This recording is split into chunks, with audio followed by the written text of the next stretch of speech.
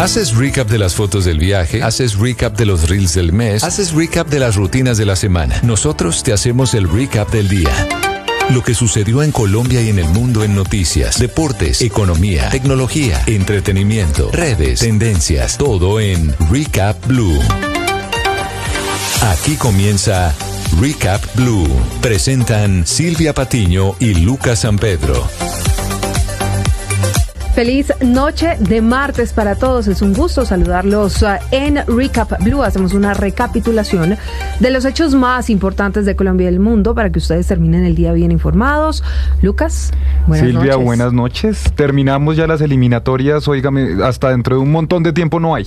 Nos toca esperar. Sí, nos toca hasta esperar. Junio. Pero, como siempre, con la fe intacta. Eso sí.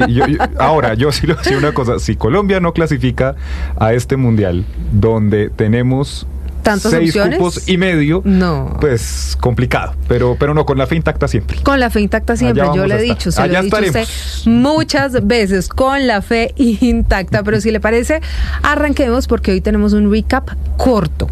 Express, sí señor. Después del fútbol llega Recap Blue y aquí les contamos todo lo que ha pasado durante el día. En Recap Blue, la noticia del día. Óigame, Lucas, cuarto Consejo de Ministros televisado después del primer espectáculo que vieron los colombianos. Pero finalmente fue solamente a través de los canales públicos. Sí, de la página de la presidencia, por redes sociales, por el canal institucional, por RTBC, porque hubo susto sobre todo entre los más futboleros, Silvia, porque pues hoy tuvimos fecha de eliminatoria. Quiero decirle que estallaron mis grupos, claro. Gente, amigos preguntándome cómo así, ¿no vamos a poder ver el partido? No, sí van a poder ver el partido, pero entonces en ese momento, ¿sabe cuál era la opción?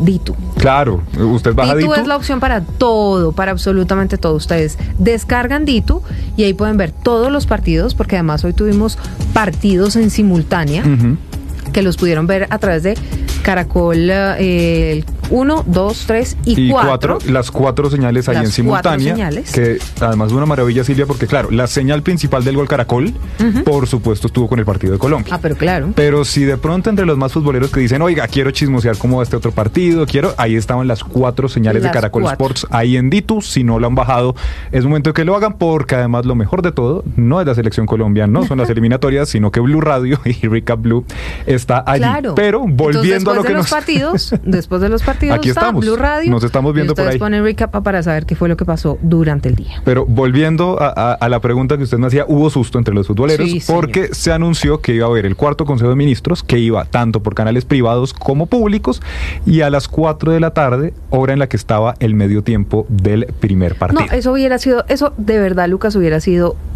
realmente desastroso, porque entonces vuelvo a lo mismo, a todas las crispaciones que ya tenemos en el país se hubiera sumado la de los colombianos. Yo no creo que haya un solo colombiano que no sea hincha de la selección Colombia de alguna u otra manera. Entonces imagínese la molestia con el presidente Gustavo Petro por haber interrumpido el partido de la selección. No, igual después de eso el presidente trinó y dijo, no, vamos a hacer el Consejo de Ministros más temprano, porque sabemos que hay partido de la selección Colombia, así que finalmente pues fue por los canales públicos, Silvia, y tuvo como tema central justamente el tema del que empezamos hablando esta edición, de la que hablamos el viernes y de la que estamos hablando durante todo este fin de semana, y es la crisis que vive el país en este momento con la entrega de medicamentos, y desde el gobierno, el presidente Gustavo Petro y todo el gabinete, pues dando explicaciones, dando sus teorías, que de hecho el presidente Gustavo Petro lo ha hecho a través de su cuenta de Twitter durante todo el fin de semana, pero también anunciando las medidas que se están tomando. Caterina Vila. El Consejo de Ministros del gobierno Petro giró en torno al sistema de salud y la crisis por el desabastecimiento de medicamentos, una crisis que para el presidente fue premeditada. El mandatario habló de las deudas de los privados y dejó claro que su gobierno no las asumiría. Esa es una decisión que tenemos que tomar, pero nosotros no pagamos las deudas de los privados. Los privados tienen que pagar sus deudas a las clínicas y hospitales, y si no se liquidan, que es lo que la norma dice. El mandatario también advirtió que si el Senado hunde la reforma a la salud, decretará lo que se pueda. Esto no es una amenaza, pues nosotros tenemos que ir a aplicar la ley existente. No hay otro mecanismo, porque ya que vamos a esperar, yo no voy a presentar otro proyecto, porque nos mamen gallo 2 años más, eso no lo voy a hacer. Hunden el proyecto de reforma a la salud y vemos en decretos hasta dónde se puede salvar lo salvable, lo demás se liquida, de acuerdo a la ley. Y aunque la Corte Constitucional declaró la insuficiencia de la unidad de pago por capitación y pidió un reajuste, para el presidente la UPC es suficiente porque su gobierno aumentó el gasto en salud. En esa misma línea, el director de la ADREX, Félix León, habló de las deudas con las EPS que según él no existen, y en medio de los comentarios sobre la salud también hubo espacio para que el presidente Petro lanzara pullas a la Fiscalía por las investigaciones contra Diego Marín, alias Papá Pitufo. Nadie lo juzga porque la Fiscalía parece que se paralizó. Entonces estos grandes temas, el pitufo, los grandes temas de corrupción no están siendo investigados. Y hay que conversar con la fiscal qué pasa, porque la Fiscalía está para descubrir estas cosas, porque estos son delitos. El presidente ya no puede investigarlos. El mandatario colombiano cerró este consejo hablando de la auditoría de la Supersalud a Audifarma. El presidente pidió a la ministra de Justicia, Ángela María Buitrago, que pusiera una denuncia ante la Fiscalía para que el presunto acaparamiento de medicamentos sea investigado.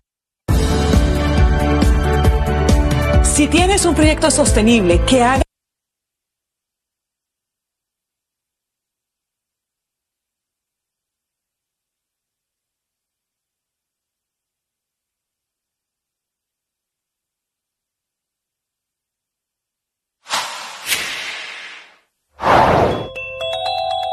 ¿Por qué la crisis de entrega de medicamentos está afectando especialmente a los usuarios de la nueva EPS?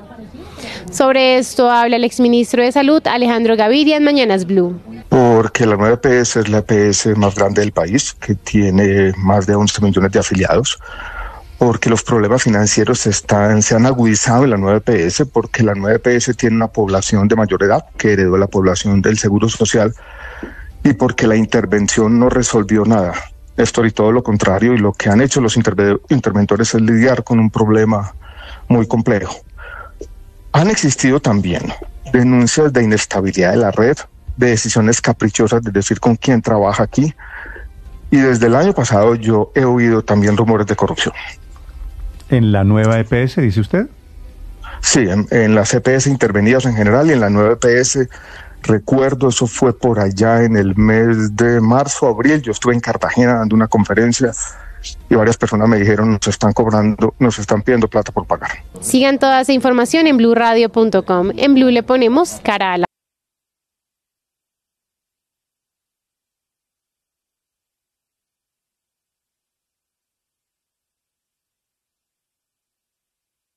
Son las 9 de la noche, 36 minutos.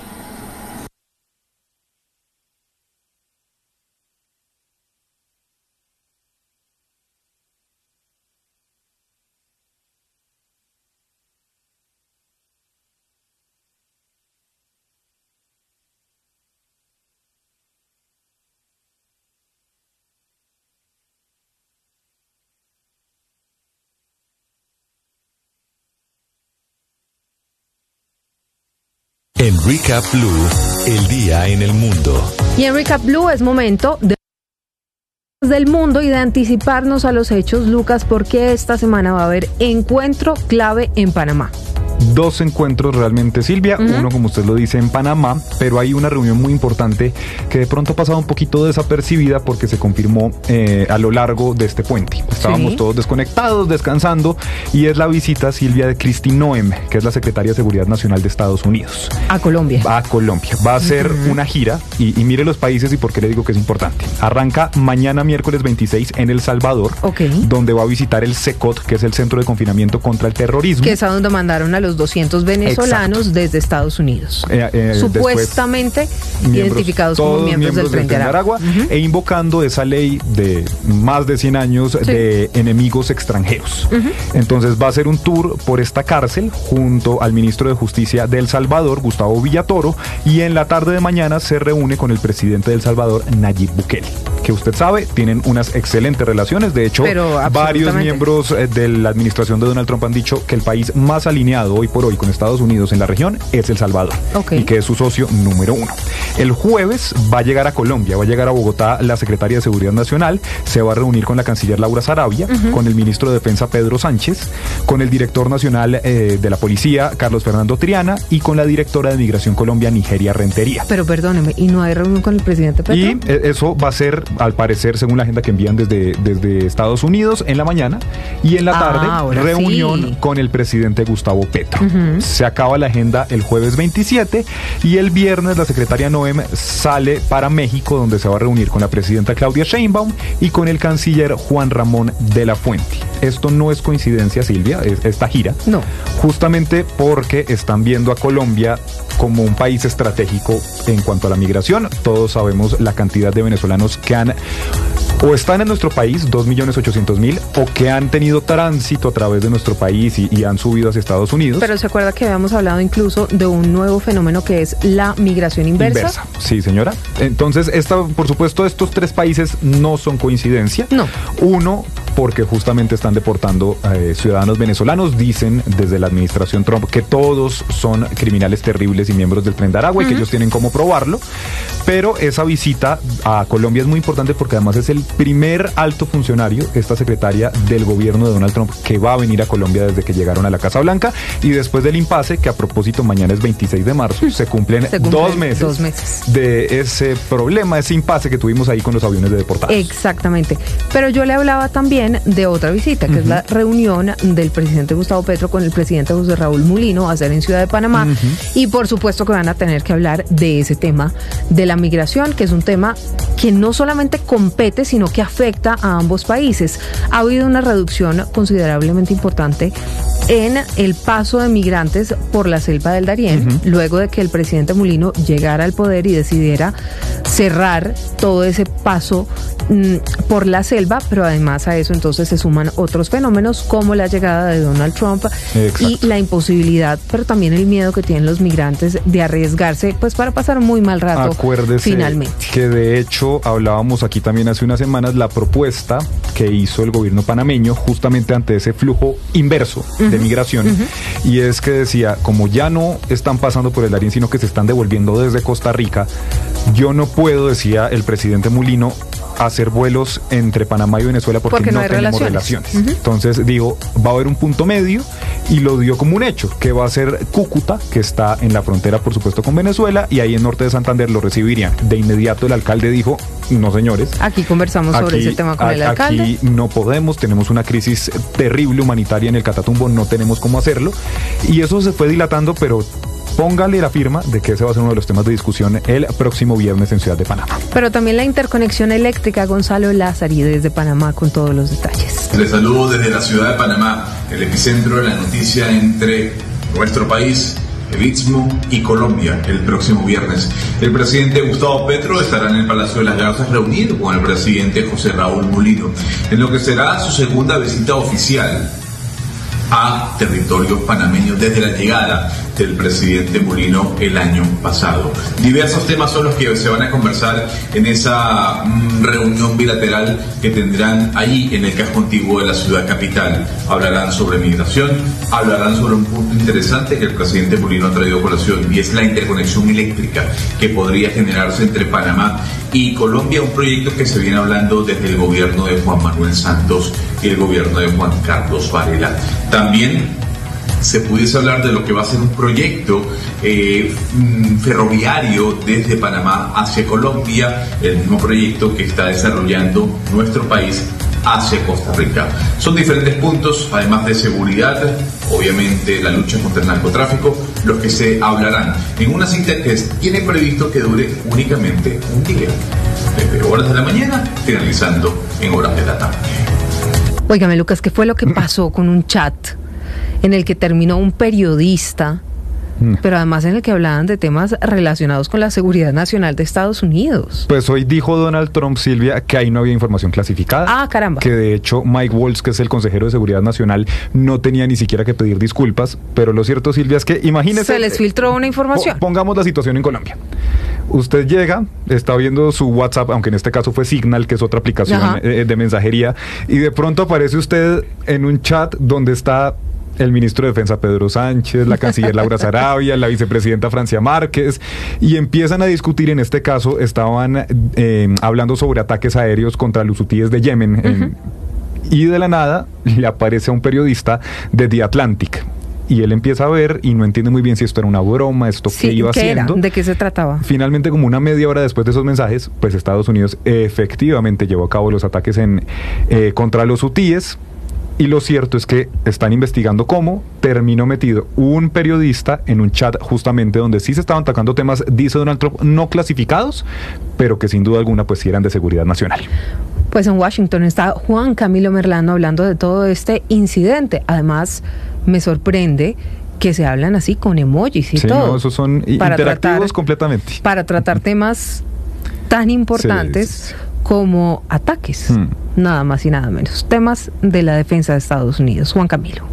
Senadores demócratas piden la renuncia fundamentalmente del secretario de Defensa, Pete Hegseth, y del asesor de Seguridad Nacional, Mike Waltz, por lo que fue el escándalo del chat grupal en la red social Signal, en el que fue incluido un periodista de manera inadvertida o no, y que adicionalmente se habrían discutido cuestiones de seguridad nacional, planes de guerra, concretamente una operación que se adelantó en contra de milicias hutíes en Yemen el pasado 15 de marzo, en el cual fueron dados de baja 53 personas, dice la administración Trump, miembros de los hutíes, esto para lograr la navegación libre a través del canal del Suez de naves comerciales. Ahora bien, este chat, o la inclusión de este chat de este periodista, fue por parte del asesor de Seguridad Nacional, Mike Waltz, según lo que reportó el mismo periodista Jeffrey Goldberg, quien es el editor en jefe de la revista The Atlantic. Allí se discutieron detalles operacionales. Por ejemplo, 2 horas antes de que se lanzara el ataque en contra de las milicias hutíes, el secretario de Defensa Pete Hegseth mandó detalles de los blancos, de las armas que se utilizarían, de las tropas que iban a ser desplegadas y detalles claves de esta operación. Por eso hoy senadores del Partido Demócrata están pidiendo la renuncia de estos funcionarios y también mayores respuestas. Precisamente el director de la CIA, la directora nacional de inteligencia y el director del FBI fueron al Congreso a una audiencia ante el Comité de Inteligencia para responder esas preguntas. Aseguran que la plataforma Signal es permitida por parte del gobierno, que eso ya es una política desde hace años, y que en ningún momento compartieron información clasificada en ese chat de Signal, que no saben cómo el periodista terminó allí. Por su parte, el presidente Trump, en una entrevista con NBC News, respaldó a su asesor de Seguridad Nacional, a Mike Waltz. Dijo que había aprendido la lección y que en 2 meses de gobierno, este es el primer fallo. Óigame, Silvia, y otra cosa de la que tenemos que hablar porque fue noticia durante todo este fin de semana es la situación en Turquía. Estambul fue el principal escenario de las protestas que se llevaron a cabo en el país durante todo este fin de semana, y una jornada que incluso llevó al arresto del alcalde Ekrem İmamoğlu, que es el principal rival del presidente opositor, Recep Tayyip Erdogan. Y justamente nos conectamos a esta hora con Teresita Aya, nuestra analista internacional, para entender mejor qué es lo que está pasando en Turquía. Buenas noches. En el recap de hoy hablaremos de las manifestaciones que hubo en Istambul, capital de Turquía, hoy y durante todo el fin de semana. Manifestaciones debido al arresto del alcalde de esa ciudad, Ekrem İmamoğlu, quien fue arrestado por orden del presidente del país, Erdogan. ¿Por qué fue arrestado? Lo arrestaron bajo cargos de corrupción y de fraternizar con el enemigo, es decir, con los terroristas, con los kurdos. Pero estos son sobre todo cargos políticos, porque detrás de todo esto están las próximas elecciones presidenciales en Turquía. Y es que Erdogan, el presidente, ve en el alcalde de Istambul un rival muy fuerte para las próximas elecciones. Ya le quitó a su partido la alcaldía de Istambul, la más importante en el país, y ahora el Partido Republicano acaba de nombrar a İmamoğlu como candidato presidencial para las próximas elecciones. Estas, si bien no son sino hasta el 2028, les cuento por qué es importante y por qué el arresto. Porque la Constitución turca dice que nadie puede ejercer la presidencia durante más de 2 periodos, punto. Y Erdogan está en su segundo periodo, pero él quiere, y la Constitución le da permiso, adelantar las elecciones y así poder poner un recurso y decir, señores, es que yo adelanté las elecciones por razones, por ejemplo, de seguridad, y resulta que entonces nunca terminé mi segundo periodo. Yo no he ejercido la presidencia de Turquía durante 2 periodos, tengo derecho a ese segundo periodo, y así es una manera de él eternizarse en el poder. Y es que Erdogan es cada vez más autoritario, cada vez tiene menos ganas de entregar el poder, quiere como diríamos nosotros, atornillarse ahí y ve precisamente en este alcalde, Ekrem Imamoglu, un rival contundente. Por eso su arresto la semana pasada. Recap Blue. Óigame, Lucas, una de las noticias del día tiene que ver con la lista que tiene Blue Radio de los 26 implicados en el escándalo de corrupción en la Unidad Nacional de Gestión del Riesgo de Desastres. Nombres que aparecen, entre otras cosas, en el principio de oportunidad, que tiene más de 100 páginas y que fue firmado por Olmedo López, que era en ese momento el director de la Unidad de Gestión del Riesgo, que terminó en un gravísimo escándalo de corrupción. Óigame, y es que en esta lista, Silvia, este es sin duda alguna el gran escándalo de corrupción durante el gobierno Petro. Arranca, digamos, la punta del iceberg son Olmedo López y Sneider Pinilla, los famosos carrotanques de La Guajira. Pero esto, Silvia, termina enredando a congresistas actuales, a exministros, a algunos contratistas de la entidad y otros exfuncionarios y exdirectivos de la entidad. Esto sin duda alguna falta mucha tela por cortar, falta mucho por ver, pero lo cierto es que como estos personajes han decidido hablar y han dicho, bueno, vamos a firmar este principio de oportunidad con la fiscalía y demás, pues se están conociendo cosas que lo cierto es que la lista es larga y lo que nos falta por conocer. 26 implicados presuntamente en todo este escándalo. ¿Cuáles han sido las más recientes revelaciones, Juan Esteban Quintero?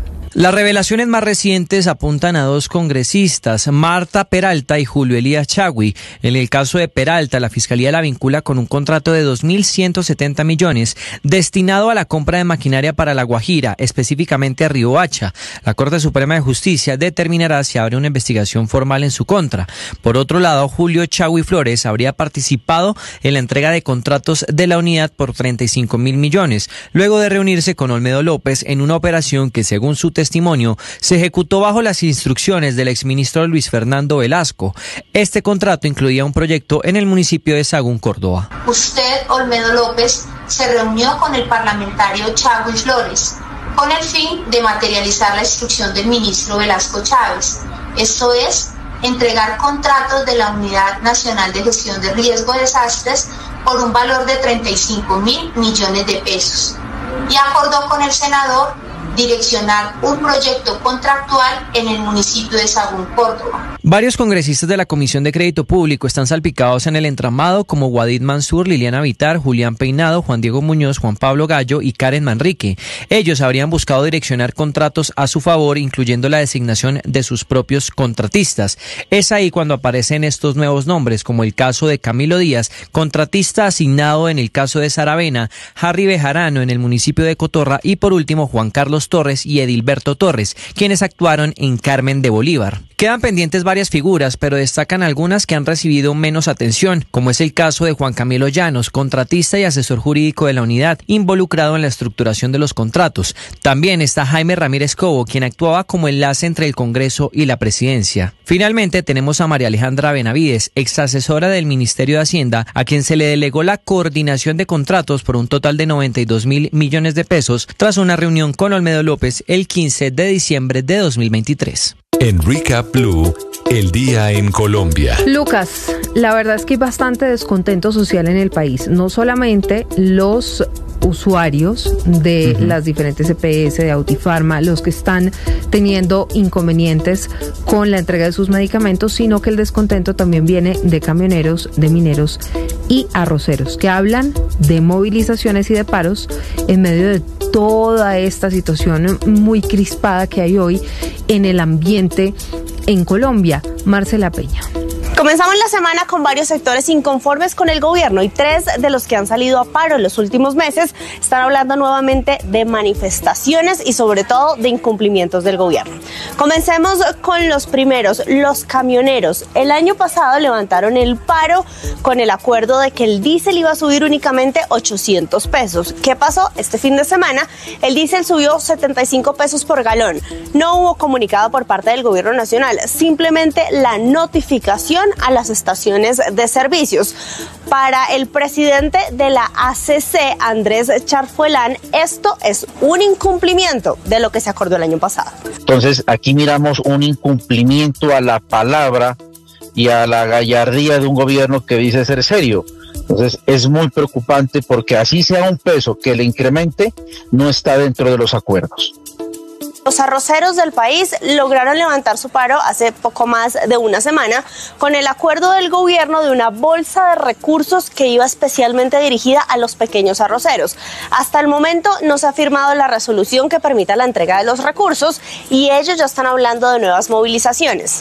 Pablo Rodríguez es vocero en esa mesa de diálogo y concertación. Necesitamos la celeridad del gobierno nacional y el cumplimiento de todos estos 8 puntos que se acordaron que iban a ser pronto, de una manera rápida, para que así se pudieran acoger los productores. Hoy tenemos una presión grande de los agricultores del departamento del Tolima y el Huila y de otros departamentos por el cumplimiento de este acuerdo. El año pasado tuvimos un paro minero que se levantó con una mesa de acuerdos y el gobierno seguía en contacto con ellos a través de lo que el Ministerio de Minas y Energía llama la Mesa Minera por la Vida y por la Paz, pero esa mesa fue insuficiente.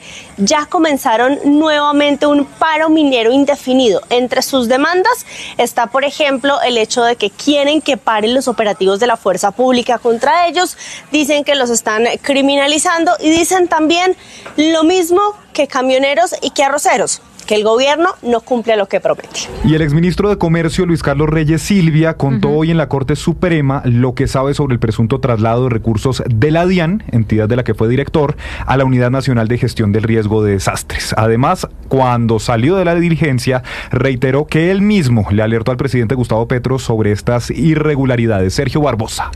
Luego de 2 horas de declarar como testigo aquí en el Palacio de Justicia, el exministro de Comercio, Luis Carlos Reyes, aseguró que le contó a la Corte Suprema de Justicia unas presuntas irregularidades en el traslado de recursos desde la DIAN hacia la Unidad Nacional de Gestión del Riesgo. Aporté a la Corte Suprema el conocimiento que tengo acerca del traslado de recursos de la DIAN a la Unidad Nacional de Gestión del Riesgo y pues con este testimonio espero lograr lo que todos queremos como colombianos, y es que se aclaren las circunstancias en las cuales potencialmente se desviaron recursos públicos inicialmente destinados a la lucha contra la evasión tributaria y contra el contrabando a fines pues no deseables. Lo que también aseguró el exministro de Comercio a su salida de la Corte Suprema es que allí habló de temas que ya son de conocimiento público, como por ejemplo la lista de congresistas y funcionarios públicos que presuntamente le solicitaron cargos en la DIAN y los que solicitaron el traslado de los recursos de la DIAN a la Unidad de Gestión del Riesgo, y los parlamentarios que promovieron una moción de censura en su contra como ministro de Industria y Comercio por su gestión como jefe de esta cartera. Luego de rendir su versión como testigo en el despacho del magistrado Misael Rodríguez en la sala de instrucción de la Corte Suprema de Justicia, lo que también ha dicho el exministro de Comercio es que él fue una de las primeras personas que le hizo saber al presidente Gustavo Petro sobre esas presuntas irregularidades. Yo fui quizá la primera persona en alertar al interior del gobierno de las irregularidades acerca de las que yo escuchaba del manejo de cupos indicativos al interior del Ministerio de Hacienda en la planeación estratégica de presidencia de la República en 2023. Yo le manifesté al presidente Petro que la señora Andrea Ramírez, según me comentaban distintas fuentes, seguía manejando el mismo sistema de cupos indicativos que se venía manejando desde gobiernos anteriores. Estamos hablando de todo lo que ha ocurrido este siglo, estamos hablando de cosas que han ocurrido en todos los gobiernos y que son reprochables, condenables y que tienen que parar. Incluso el exministro de Comercio, Luis Carlos Reyes, aseguró que está presto para un nuevo llamado de la Corte Suprema de Justicia como testigo dentro de las investigaciones que cursan en este alto tribunal en lo que tiene que ver con el escándalo de corrupción al interior de la Unidad Nacional de Gestión del Riesgo. Hablamos de política y de la consulta popular que se está convirtiendo, entonces, además de que tenemos un ambiente crispado, amenazas de paros por un lado, de movilizaciones por el otro, pues resulta que la consulta es un nuevo escenario de polarización en Colombia. Polarización política entre el gobierno y la oposición, porque mientras el presidente Gustavo Petro y todos los integrantes de su gobierno están buscando votos para avanzar con la iniciativa en el Senado, pues desde la oposición el expresidente Álvaro Uribe ya lanzó una campaña. ¿Para qué? Para votar en contra de esta propuesta en el Congreso. Rollazo político a esta hora con Andrés Carmo. Sigue el pulso político por cuenta de la consulta popular con la que el presidente Petro quiere oxigenar su gobierno, revivir su reforma laboral y sacar adelante la reforma a la salud. Comencemos por la oposición. Aunque ya a través de su director nacional, Gabriel Jaime Vallejo, el Partido Centro Democrático anunció que no respaldan la iniciativa del gobierno nacional en el Senado de la República, fue el expresidente y jefe natural de este partido, Álvaro Uribe, quien dejó claro que harán campaña abierta por el no, repitiendo la experiencia del plebiscito por la paz del gobierno de Juan Manuel Santos en 2016. El anuncio lo hizo en medio de un recorrido por el barrio Manrique en la ciudad de Medellín el pasado sábado. A eso hay que decirle no en el Congreso y no en las calles de Colombia. Nosotros estamos preparados para todo esto porque tenemos los argumentos y estamos socializando todos estos argumentos con el pueblo colombiano. Pero el gobierno sigue adelante en la estructuración de las preguntas que conformarán dicha consulta, aunque el ministro del Interior, Armando Benedetti, ya señaló que se tienen listos 11 temas del sistema laboral que se convertirán en las preguntas que deberán responder los colombianos en las urnas. Abrió la puerta para que la ciudadanía haga sus aportes haciendo uso del entorno digital. Ahora lo que hay que buscar es una redacción mucho más facilista, pero también se ha pensado en abrir una convocatoria digital en un correo para que la gente exprese cuáles son los principales problemas que tiene dentro de sus aspectos laborales para que se lleve esas preguntas a la consulta. Pero también esa apertura a que la gente pueda proponer sus preguntas ha llevado a que el representante Alirio Uribe del Pacto Histórico pidiera incluir un tema que se habría dejado de hablar, la Asamblea Nacional Constituyente. Pero se viene hablando de muchas otras cosas. Algunos están proponiendo que se le pregunte al pueblo si quiere que el Senado y la Cámara de la República aprueben una asamblea constituyente, que es uno de los mecanismos para aprobar una constituyente. También se está pensando en preguntarle al pueblo si quieren que se reduzcan los salarios de los congresistas. Y es que el tipo de preguntas de la consulta son la nuez del debate, que incluso tiene a varios senadores considerando si apoyan o no la convocatoria, ya que podrían aparecer preguntas riesgosas o inconstitucionales que no tienen nada que ver con temas laborales o de salud, como por ejemplo la educación superior como derecho fundamental, como lo propuso León Freddy Muñoz, la reelección inmediata, como lo propone Isabel Zuleta, o la reducción del salario de los congresistas, como lo propone María José Pizarro. Esto es Recap Blue. Lucas, recap rapidito hoy, porque tuvimos fútbol. Mañana hay clásico capitalino, Santa Fe Millonarios. Ya está escribiendo nuestro oyente fiel, súper fiel hincha de Santa Fe. Dice que le van a ganar. Solo a su le digo, equipo. vea el fondo que tenemos nosotros, vea el color de mi saco, no diré más. Y para quienes nos oyen, por supuesto, es azul. Oiga, pero estuvo chévere esta versión de recap para irnos ya a dormir. Quienes están ya llegando a la casa, si están arrancando el día, por supuesto, aquí acompañarlos y contarles lo que pasó en Colombia, en el mundo y en Blue Radio. Sí, señor. Nos volvemos a ver y a oír el jueves a las 8 de la noche en punto para hacerles un recap de los hechos más importantes de Colombia y del mundo. Recuerden, estamos en D2, en YouTube y en todas las frecuencias de Blue Radio. Feliz noche para todos. Ya llega Valentina. Con voces y sonidos. Feliz noche para todos. Recap Blue.